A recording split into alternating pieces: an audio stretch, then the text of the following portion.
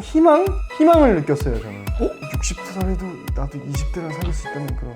본 방송은 법률 방송과 함께 제작하고 있는 방송입니다. 크로커다일입니다. 호하 오변입니다. 네. 오늘 주제는 이제 76세 배우 김용건 님이 39세 연하 여성분과 임신 스캔들이 나가지고 그 여성분으로부터 낙태 강요, 미수 혐의로 피소당한 이야기를 좀 다뤄보도록 하겠습니다. 근데 오늘 이 얘기를 하기 앞서가지고 이제 박수홍 씨 사건에 대해서 이제 이상한 댓글이 엄청 많이 달리더라고요. 저희가 이제 뭐 일방적으로 박수홍의 이야기만 듣고 그런 이야기를 하고 있다. 근데 저희는 뭐 누구 편을 들고 말고 그런 적이 없거든요, 사실상. 그냥 이제 박수홍 씨가 이런 일이 있어가지고 고소를 했고 그게 얼마고 저쪽에서 횡령을 했다고 지금 주장을 하고 있는 거잖아요. 거기에 대해서 이제 법률적으로 분석을 하는 거죠. 그 주장에 대해서. 네, 근데 거기서 이제 횡령을 했니 마니 이런 거는 우리가 알 수 없는 문제예요. 거기서 이제 고소를 한 사람이 있으니까 그 얘기를 한 거지. 뭐 제가 어떻게 그걸 다 봅니까? 김용호 형이 뭐 영상 올리면 내가 다 봐야 돼요, 그거를? 거기에 대해서 뭐 우리가 할 만한 법률 분석 한번 해볼게요. 뭘 다루어 됐어, 한번 했으면 됐지. 맞아요. 네. 그리고 그런 댓글 있더라고요. 재판 결과도 안 나왔는데 뭐 얘기하냐고. 그럼 재판 결과 나올 때까지 기다리면 언제 하라고 이거? 3년 뒤에 해? 나는 왜 안 볼 거잖아. 3년 뒤에는 이 채널이 있을지 없을지도 몰라요, 사실상. 여러분들 그런 이상한 시비는 걸지 마십시오. 그거 못 봤을 수도 있잖아. 뭐 그리고 나는 거기에 대해서 사실 관심도 없어요, 사실상. 아니, 관심 있어도 알 수가 없어. 어떻게 알아 그거를? 자기네들이 그냥 믿고 싶은 대로 믿는 거 아니야, 자기네들도? 자기네들은 어떻게 알아? 박수홍이 잘못했는지 박수홍 형이 잘못했는지 어떻게 알아? 어이가 없네요. 설령 내가 박수홍 편을 들었다고 한들 내가 뭘 잘못했어 그렇게까지. 그럼 당신은 왜 거기 편 들고 있어? 내가 박수홍이 뭘 잘못했다고 막 그런 소리 하냐고 막 너한테 따지면 넌 뭐라고 할 거야? 맞아요. 이상한 사람들. 방송을 하라는 거야 말라는 거야. 아니 모를 수도 있잖아. 내가 그거를 영상을 내가 가세현 영상을 내가 다 보고 있냐? 한 일주일에 그거 20개씩 올라오는 거를? 그래서 이제 이 사건 이야기를 좀 하면은 김용건 씨의 그 연인인 39살 연하 여성으로부터 39살이 아닌 거고 그쵸, 39살 연한 거죠. 연하죠. 어메이징하죠. 진짜 이 웨이 오브 리얼맨, 진정한 남자의 길. 저는 그분이 그런 선구자적인 길을 걷는 훌륭한 사람인지는 몰랐어요. 제가 사람을 존경하는 경우가 잘 없거든요. 존경하는 사람 리스트에 올라가 있습니다. 24살 때 만났대요. 그러면 63세 때 만나셨네. 13년 전에 처음 만나셔가지고 네. 사귀었다고 하는데 63인데 24살인 여친이 생긴 거지. 완전히 할리우드 아닌가요, 이 정도면? 저희도 그러니까 관리를 잘해야 돼요, 여러분. 무슨 소리를 하고 있는 건. 하여간 지금 이제 김용건 씨는 이제 76세인데 이제 전 부인이랑 이제 이혼을 하셨죠. 1997년 이제 IMF 때 경제난으로 인해서 이혼을 하신 걸로 알려져 있는데 뭐 그 이후에 이제 현재 빚은 다 갚으셨다고 합니다.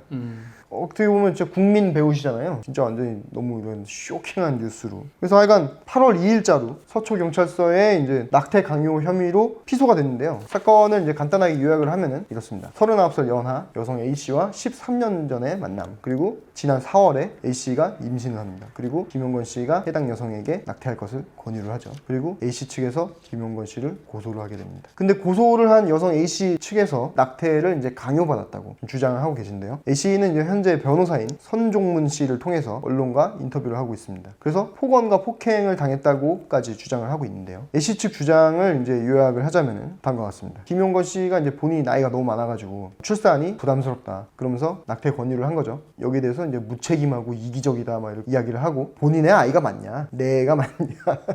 임신 주수가 맞지 않는다. 막 이러면서 양육비를 포기해라. 이런 식으로 폭언을 일삼고 낙태를 강요했다고 이렇게 주장을 하고 계십니다. 그리고 또 몸을 밀쳐가지고 넘어질 정도의 폭행을 당하기도 했다. 그래서 A씨는 이제 변호사를 선임한 이후에 2달 동안 김씨의 반성과 사과를 기다렸는데 이 반성의 기미가 보이지 않아가지고 고소를 진행하게 되었다. 이렇게 밝혔습니다. 이와 관련해서 이제 김용건 씨가 이제 입장문을 밝혔는데요. 핵심적인 것만 말씀을 드리면은 최근까지 상대한테 이렇게 출산 지원 책임을 약속했기 때문에 법적인 분쟁은 예상 못했다. 그리고 오랜 기간 동안 좋은 관계로 지냈었다. 그리고 임신 사실을 알게 된 이후에 사회적인 시선 이런 것들이 걱정이 돼가지고 출산을 반대했다. 그리고 뒤늦게 이제 아이의 소중함을 깨닫고 아들들한테 임신 소식을 알렸고 아들들은 새 생명은 축복이라면서 반겨주었다. 뭐 이렇게 얘기를 하셨어요. 이제 A씨 측 주장과는 달리 이제 폭행이나 폭언에 대해서는 언급을 안 하셨죠. 그래서 이제 A씨 측 그 변호사인 그 선종문 씨는 여기에 대해서 뭐 약간 의아하다 뭐 이런 식으로 이제 입장을 밝혔는데 뭐 사실과 다른 부분이 많다. 뭐 이에 대해서 반박 자료를 다시 낼 계획이다. 뭐 이런 식으로 답변을 했습니다. 그래서 지금 보고 있으면은 사실상 지금 약간 여론이 그렇게 좋진 않아요.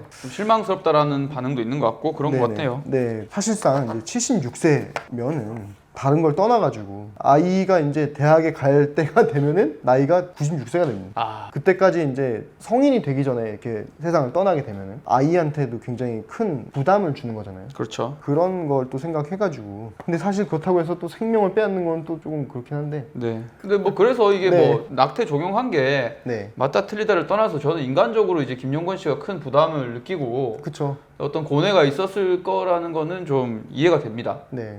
근데 여기서 좀 중요한 게 뭐냐면은 뉴스나 이런 데 다 낙태 강요죄라고 뜨잖아요. 낙태 강요죄가 없다면서요. 맞아요. 낙태 강요죄는 없습니다. 기자들이나 뭐 이런 사람들이 이 어뷰징 하려고 낙태를 앞에 붙인 거예요. 그냥 낙태 강요죄 이렇게 하면은 사람들이 헉 하면서 보니까 그냥 강요죄 하면은 뭐야 이거 아무도 안 볼 거 아니에요. 난 낙태 강요죄가 있는 줄 알았어. 낙태죄가 이제 없어졌는데 그게 왜 있어야 돼? 이러고 좀 찾아봤더니 낙태 강요죄는 없더라고요. 자, 이제 낙태죄에 관해서 잠깐 설명을 드리면 만약에 낙태죄가 우리나라에서 지금 아직까지 이제 효력이 있었다면 이제 낙태 강요죄라는 제목이 안 뽑혔을 거고 그쵸? 낙태 교사 네. 뭐 이런 식으로 제목이 뽑혔을 거예요. 아, 그치. 네, 고소장 자체가. 네. 그런데 이제 낙태죄가 헌법재판소의 헌법 불합치 결정에 의해서 지금 효력을 잃은 상태입니다. 네. 그래서 낙태죄, 낙태교사죄로 고소할 수가 없어요. 그래서 강요죄로 고소를 한 걸로 보이고요. 강요죄라고 이제 이름을 붙이면 네. 이제 무엇을 강요했는지 대중들이 알리기가 어려우니까 이제 그 네. 앞에다가 낙태를 붙여서 낙태 강요죄라고 지금 이제 언론에 나오고 있는 것 같습니다. 아, 낙태죄가 있으면은 낙태를 교사했다 이것만으로도 고소가 가능한 건데 그렇죠. 지금은 그게 이제 안 되니까 네. 강요죄를 이제 적용을 한 거겠네요. 맞습니다. 이 강요죄가 폭행 또는 협박으로 사람의 권리 행사를 방해하거나 의무 없는 일을 하게 하는 거거든요. 아, 근데 이 사건에서 의무 없는 일이라는 거는 낙태.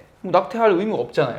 낙태를 하게 했는데 그냥 낙태를 하라고 한 걸로는 안 되고 폭행 또는 협박을 통해서 야, 너 낙태해. 안 그러면 너 뭐 어떻게 해버릴 거야. 이렇게 하면 이제 강요죄가 성립이 되게 되는 겁니다. 근데 물론 이루어지지 않았기 때문에 강요 미수죄가 되겠죠. 아, 그래서 처음에 이제 낙태 강요 미수 혐의로 피소를 당한 거예요. 근데 여기서 이제 좀 궁금한 게 이게 이제 뭐 지금 폭행이나 뭐 협박, 폭언 뭐 이런 것들이 지금 키워드로 나오고 있잖아요. 맞아요. 그 변호사가 이제 이 멘션을 할 때 네. 이야기를 할 때 폭행, 협박, 폭언이 있었다. 네. 이런 식으로 지금 이야기를 하고 있는데 네. 이게 사실은 뭐 맨날 뭐 CCTV나 뭐 고프로로 찍어 놓을 것도 아니고 폭언을 할 때 막 녹음기를 항상 켜놓는 것도 아니고 그걸 증거가 없는데 이런 증언만으로도 충분히 이게 성립을 하는지가 좀 궁금해요. 네네. 증거가 있으면 너무 좋죠. 네. 물증이나 뭐 녹취록, 진단서 이런 게 있으면 너무 좋은데 만약에 그런 게 없다면 이제 피해자의 증언만으로도 이제 유죄가 인정될 수 있기는 한데 그 증언이 이제 논리적이고 판사가 들었을 때 네. 굉장히 뭐 신뢰감이 있고 일목요연하고 뭐 일관성이 있다든지 그렇더라면 뭐 증언만으로도 죄가 인정될 수는 있습니다. 그렇지만 뭐 간접 증거도 제시는 할 수 있겠죠. 뭐 병원 진단서라든지. 네. 아, 근데 이게 증언만으로도 그게 가능하다는 게 좀 약간 소름 돋네요. 만약에 이 사람이 이제 증언을 네. 위증을 하게 된다면은 거기에도 뭐 형법으로 처벌할 수 있는 근거가 되나요? 근데 뭐 없던 사실로 이제 고소를 했으면 무고죄가 성립을 할 수는 있겠죠. 근데 이게 예를 들어서 이제 증언을 했는데 네. 그게 증언이 채택이 안 됐어요. 네. 이렇게 그렇다고 하면은- 해서 그게 뭐 반드시 뭐 무고나 위증이 되지는 않아요. 그쵸? 예. 그러면은 그렇게 됐을 때 김용건 씨가 무고로 다시 고소를 할 수 있나요? 고소를 할 수는 있죠. 근데 무고 근데 사실은 좀 억울하잖아요 이게. 왜냐면은 만약에 그런 사실이 없었는데 막 전국에 막 다 그런 치부가 다 까발려지고 네. 뭐 이렇게 돼가지고 이미지상에 엄청난 손실을 입었잖아요 사실. 네. 근데 혹시라도 그런 일이 있다면은 그거를 갖다가 우리가 무고를 걸어가지고 그렇죠. 뭐 없었던 일을 가지고 네. 이제 형사 고소를 한다든지 처벌을 받게 한다면 그냥 그거는 이제 무고죄가 성립할 수 있습니다.